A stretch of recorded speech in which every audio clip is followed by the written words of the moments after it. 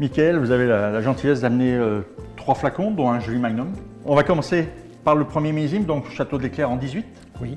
Donc là, on est sur un premier millésime d'une jeunesse, 2018, effectivement. Oui. Ces grenats violacés brillants qui sont très intéressants sur ce cépage gamay. On a un nez qui est très riche, belle puissance. Puis on devine le cassis, la gelée de cassis, confiture de cassis. Oui, exactement. On a une bouche qui est ample, généreuse, c'est riche, c'est dense. C'est ferme à la fois, les tanins sont présents, sont stricts, Ouais. et je pense qu'on a vraiment une cuvée d'avenir très intéressante. Un joli potentiel. Un joli potentiel. Je dirais bien un joli pintado simplement rôti, Oui. comme ça, et puis un jus un peu réduit comme ça, avec quelques baies de cassis ou de poivré genièvre aussi, c'est très intéressant. Alors on va passer à un moment intéressant, le Magnum, parce que l'important aussi pour un Magnum, c'est juste d'avoir une belle main aussi pour pouvoir le servir. Ou alors il y a juste une solution, Voilà. c'est juste comme ça. Bon, La technique. comme ça.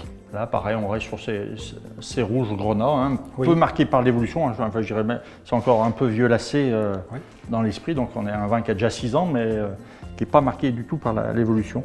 Très intéressant aromatiquement. On a perdu cette fraîcheur de fruits. Oui. De c'est fruits. frais. Et on est déjà un peu plus sur la minéralité, des notes fumées, Voilà. réglissées, un boisé tendre.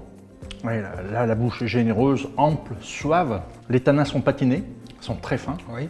sont présents, mais tout dans l'élégance.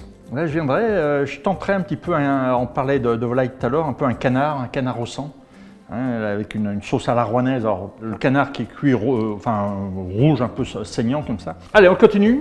Un millésime très intéressant, 2009. Donc là, on a un vin qui est un peu marqué par l'évolution. Oui. C'est un vin qui a 12 ans déjà. Je trouve qu'on est sur des reflets rosés, pas encore tuilés, alors qu'on pourrait s'attendre déjà à avoir une évolution beaucoup plus rapide de la robe. Un nez qui est très fin, très délicat, qui rappelle un peu les champignons, le sous-bois, la mousse, le lichen un petit peu. Là, on a une bouche qui est suave, délicate, c'est tout en finesse, c'est tout en élégance, c'est dentelle un petit peu. Les tanins sont complètement patinés, ils sont tout dans de l'élégance. C'est magique, c'est extraordinaire, un joli Chenin comme ça, 2009. Et je viendrai peut-être tout simplement sur une poêlée de champignons.